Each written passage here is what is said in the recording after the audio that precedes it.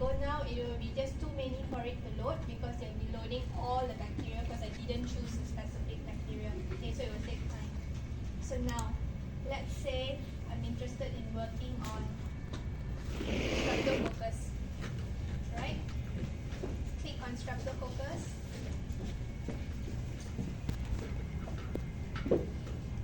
Please don't do anything, just observe first, okay? Right.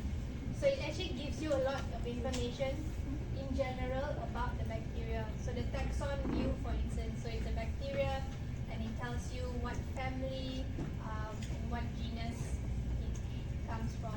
Okay, so when looking at Streptococcus now, there are 47,000 genomes that are available of this genus. Okay. And then there are 584 species genomes available here, and you can see here genomes by antimicrobial resistance. So they actually show how many of these genomes available here are resistant or susceptible to the different antibiotics. So these are the antibiotic names, right? And the ones in red are the resistant ones. So majority are still susceptible to antibiotics, so that's a good sign. But you can see one of these trimethoprim, this particular antibiotics, Streptococcus has a lot of resistance towards. So this is like an overview of for the whole genus, alright? So not just one species, it's all Streptococcus. And then here you can see the representative genomes which are available. The names of the genomes. So they have different species here, right? So you can see this is not specified what species, the Streptococcus sp, but it's a strain number is that. Then there's Pseudoporcinus, urinalis, equi, and many more. So if you scroll down, you can see all the different representative genomes of different species from the genus. And then if you look at genomes by metadata, they also give you an idea of what host majority of the genomes are from. So 19,000 out of the 47,000 genomes are from humans. That means it was isolated from humans. Okay. Then some are from mammals, some are from fishes. So it's quite big numbers. 4,000 plus, 193, and others. You can even look at based on isolation country. So majority, if you look at it, came from US, 7,000 over genomes, followed by followed by South Africa, then Thailand, China, and the remaining other countries. Right? You can look at the collection here as well. So majority of the genomes now come from the year 2009. Of course, these are all the others. Okay. Isolation country. Which country it was isolated from? Okay. So when you upload, let's say you have sequenced a bacterial genome and you want to put into NCBI, you need to fill up a form. And I mentioned the other day the form is called metadata form. So you have to mention where you got your bacteria from, soil or water. You have to give the GPS coordinate, you have to give the city, the country, all this information, the year, the culture medium, and all that. So based on that is how they actually create these pie charts for you, right? So you, from the metadata that people are submitting, they collect this information. So isolation country means where the bacteria was isolated from. Okay? And then of course there's PubMed articles available as well, 2025 more, 2025 ones, and you can see others as well. Right, so now let's look at genomes. Okay? So there are many tabs here which you can, click on and look at what's available. But if you're working on too many, like you haven't right now I haven't specified the species, it's just the genus. So if I click on genomes, it is going to give me a table which has 47,000 rows. Okay, all the Streptococcus genomes available here. Right now, you can see the information here: genome name, the strain name, gene bank accession ID. So basically what you get here is what is already in your NCBI, okay, already verified. The size of the genome is also here, right? Number of CDS, collection year, isolation country, and many more. Okay, class here. Right, so all this information. Now, you don't need all 47,000, so we will be filtering, we will apply some filters to reduce the search or narrow down the search. So in our case, let's say I want to filter specifically only complete genomes. So if you can see here, complete, there are only 1,700 genomes out of the 47,000. So maybe some are plasmids, some are not complete genomes, just draft genomes. So all that will be excluded. So you can click on complete. Then you will start updating the table. So earlier there were 47,000 if you remember. Now it's 1,784. Okay. Follow through. You can filter some more based on genome quality. Right? So click on good. Now it will update the table. Update the table to have a smaller number, 1,732. Then we can filter collection year as well. So you can see it starts from 1900. That means the year the bacteria was isolated or collected. Okay? All the way to 2021. Right? So let's say I only am interested in the year, take a smaller number. Let's say I'm only interested in the year 2000. So select. If you want more years, you can select more, right? So let's say I'm selecting 2000 and the year 1900. So now I have both the year 2000 ones and the year 1900. Those will be selected there. And then you can filter some more based on isolation country. So you can see which countries these were isolated from. Right? Canada, China, Egypt, Finland, Germany, Malawi, Netherlands. Okay. So since the numbers are small, I'm just going to leave it as such. I'm going to use all. Or if you want to further just look at, let's say, only Africa, you can. So you just click on Africa, then it will actually update the table to only have Streptococcus genomes which are complete. So these are my filters now. Complete genomes, good quality, collection year, either 1900 or 2000, and Africa. Okay, so has narrowed down to only 5 genomes now, very small list. Okay, and you can apply this and it will actually list only the 5. So you can see all 5, the host was humans. Okay.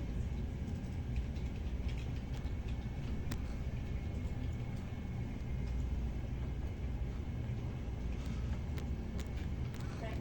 So this is how you apply, and you can actually filter down to get what you want. So let's say your project, you are interested in bacteria only from, let's say, E. coli only from, let's say, from chicken. So you can filter down the year, the country of interest, or if you're interested in a specific continent, then you can actually select the continent. The host, then you need to pick chicken or non-mammal and then see if chicken is in the list.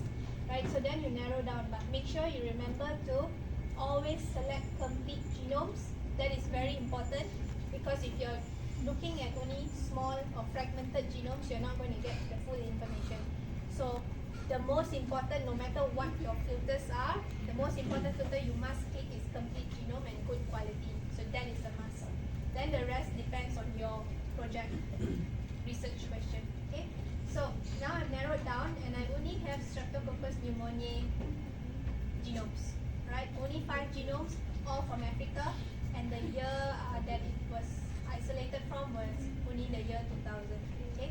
And from Africa, but 2 different countries. A few from Egypt, a few from Malawi. So this is the first step of filtering down what you want, narrowing it down. Right? So next, what you can do a lot of things with this. You can select these genomes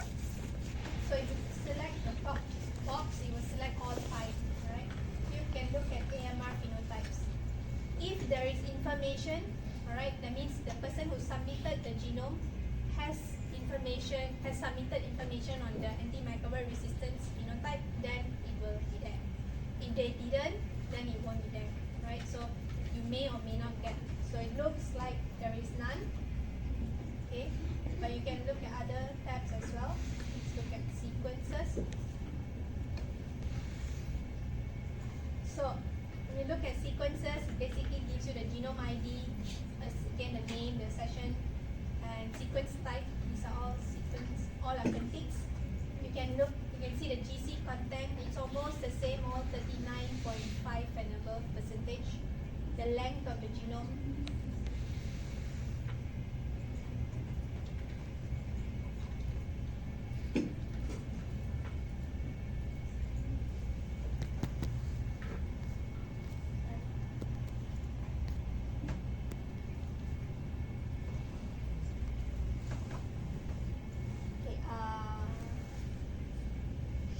Of the genome is seen here. It's between 1.99 million bases to 2.2 million bases. These are the information you can get from here. Then you can look at features. So if you look at features, it gives you information about the CDS, peptides, tRNA, and many more for all 5 genomes. So it's basically how your gene bank information is, but it's all tabulated here. So this is one of the session, this one of the genomes, right? This is one accession ID, and you can see the feature type. So every CDS that it has annotated, it actually lists tRNA, rRNA, CDS, and the product for each of this. So let's say you're looking at this CDS, the product is a mobile element, and then it tells you the start position of the gene, the end position of the gene, the strand, whether it's in the positive strand or the negative strand of the DNA, right? The length of the gene, so 119 bases, 85 bases, and the product of the gene, right? So all these for every genome that you have selected, so it's all tabulated for you. Right? Proteins, so the same thing again, so this one gives a list of proteins of all the genomes that you have listed. Protein structures, if there are protein structures that has been already curated, annotated, it will be there, or it will be predicted structures. Okay. Specialty genes, if there are any, it will also include. Usually it will be virulence genes and all. So you can see here, they have actually listed virulence factors, genes which are related to pathogenesis like transporter, drug target, and all that will be listed as well. Some antibiotic resistance genes are also annotated, will be listed here. So that is under this tab, specialty genes. So there's many more. You can screen through later when you have time to see what all it can do. So this is just basic information of the genomes that you have selected. But of course, it's not just a basic web server. It's not just giving you data, but it can also help you do some analysis. So it has, if you look at up here, the topmost tab, you have organisms such as tools and services. If you go under tools and services, these are all the different services it has. Okay, for genomics, let's say you actually have raw data, right, of a genome that you just sequenced. You can even do genome assembly here. You can do genome annotation. A lot of things can be done. You can even design primer for the genome, and all that. Right? So we are interested in this. You can do phylogenomics. Okay. So if you're working on bacteria, you can actually select this bacterial genome tree, and you can create a phylogenetic tree for the bacterial genomes that you're working on. And many more. You can also do core gene multi-local sequence typing. You can do whole genome SNP analysis as well here, and it creates for you a tree. So for your project, I would like you to learn how to use this to collect the sequences of interest to you for your project, and you can use this for doing your phylogenomics and your genome SNP analysis. I will teach you other tools as well later, which are command line based, but this web server also does this for you, but using different tools, right? So I will show you how to do a phylogenetic tree with this. But before that, once you have selected your genomes, okay, you need to save this in your workspace, right? Only then you can do the analysis later. So how you save it is, you need to first click on the genomes of interest. So you have selected all 5 here. You see these green ones at the side, right? These are the options you have. You can download, you can copy rows, you can services and all that. First thing you do is add the selection to a new or existing group. So I will select the last option, group. Okay, when you select group, this particular window will pop up. You need to select new group. I normally save it under a group folder called genome groups and give it a name. So mine is all structural focus pneumonia, so I'm going to just save it as such. And it's all year 2000, so I'm going to save as such. Okay, so I'm saving these genomes under genome group, a folder called genome group, and the name of the group is Streptococcus pneumoniae 2000. Then you just have to select add. Okay, you need to do this in order to be able to do any other analysis. You need to save the genomes that you have selected. Okay, right. So now, let's say I'm going to do bacterial genome tree. Okay, so you go to tools and services, click on bacterial genome tree. So it will explain to you what it does. It enables construction of custom phylogenetic tree for users selected genomes using codon tree method. So you can do more reading about this. They have a quick reference guide. They have a tutorial. They even have an instructional video. So I'm not going to be providing each for every one of it. For every analysis you do, they have this information. The manual itself gives you all this. How to do it is available here. Okay, it's like step by step with screenshots, right? And it explains what they mean by the codon tree. So the phylogenetic tree that they are building here is using this method called codon tree. So it uses families as homology groups and analyzes proteins and coding DNA from single copy genes using this particular program. So up to 100 genomes can be analyzed. So make sure you are not using more than 100. Okay, so up to 100 you can actually use this particular software, this web server, to do your analysis.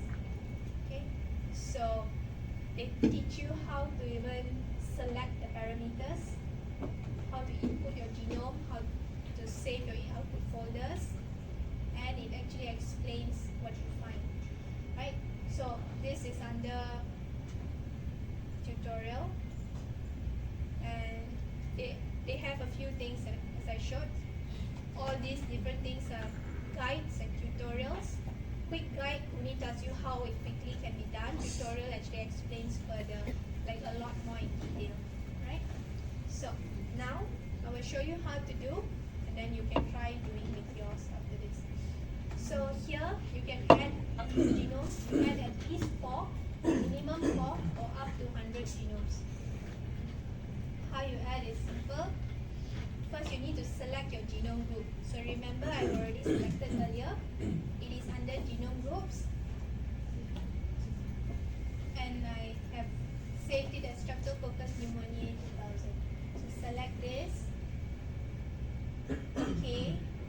And then you see it's already, the name should be present here. Name present here means you've selected it. And you have to click on the word add. Okay. Only when you add, you will see that the selected input genomes are mentioned here, right, in this box. Before that, it wasn't present. So make sure after you select, you need to click on it. Okay. Okay. Here are the parameters. These are the numbers of genes that you can select, right? So it will randomly select these number of genes to create a tree for you, right?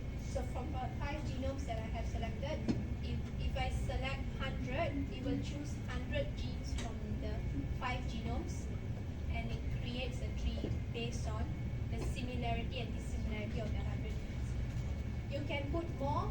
If you put more, the tree will take longer. It will take longer to create because it's actually analyzing far more genes. Okay, so let's say I only want to do 10. Default is 100. I'm doing 10 so that we can get the results quickly, right? And you can leave the rest as default.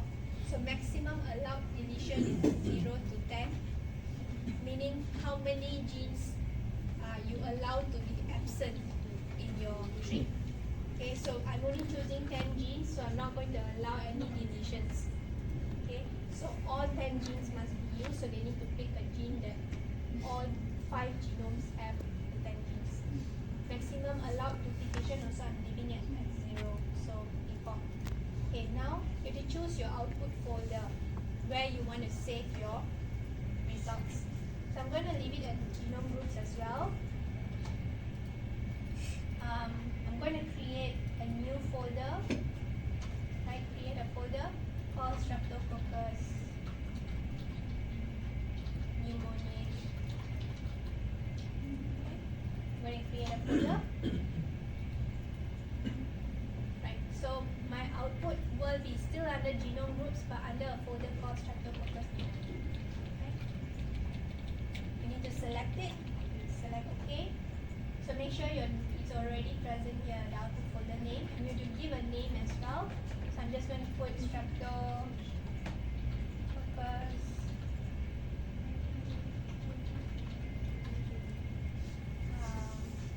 Africa 2000. So as descriptive as possible so that you remember what you have saved as, right? So I had 5 genomes, all were from Africa from the year 2000. So that's it. You have selected everything that you need. Now, there are other things as well. There's metadata options. What you want to be present in your tree, right? So you can include other things as well. At the moment, it's only genome ID, but maybe you want to include the isolation country because we have 5 genomes, right? 3 from Egypt, 2 from Malawi, I think. So isolation country will be nice, so you can see clearly whether they are separated or they are mixed, right? So I'm going to put isolation country, but you can select anything else that you want. Okay, now that's it. So you have selected everything, and you can submit. So if you haven't selected the compulsory ones, you will not be able to submit. Okay, it won't be lit. So when I select submit, it will show you this. Your job has been submitted successfully, and you can visit your jobs list to check the status. So down here you'll notice that okay, at the bottommost you can see jobs. One is running. The one with the orange sign is showing it's running, that means some analysis is running, and green is completed ones. So at the moment I have one running.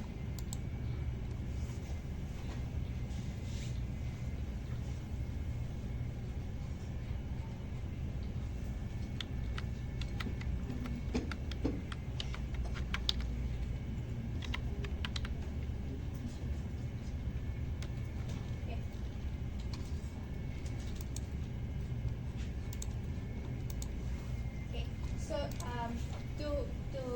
to get back to the table, you can just click on here. At the bottommost, you just click on it and you will get to the page where it's running. So you can see the topmost, I'm running the current one, Streptococcus pneumoniae. I'm running a codon tree service, so it's creating a tree for me now, right? So you can see all the previous ones I've run as well, and one that has failed. So last night I had something that has failed.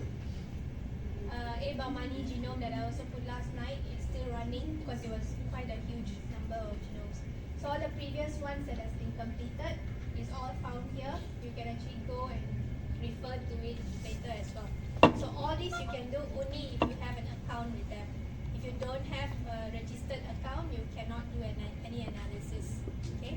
But once you have, you can always, in future, you can always go back and download things and then results for your project as well. Okay. Okay, so that is an example of how do you create a tree for bacteria. If you're working on viruses, then you can click on viral genome tree. The same thing applies. You must have already selected your genomes. You must save it in your genome group. Only then you can, add them here, and you can select all your different parameters. Okay, and you can also do SNP analysis and many more, whole genome SNP analysis and others. Able to follow? Okay, now you can work on your projects. So each of you are already part of a group. Then you've already selected the genomes, the bacteria or virus that you're going to work on. You can now go in and start collecting genomes that you're going to be working with based on the filters, and you can save them in your genome groups. Okay, and I'll be around so you can ask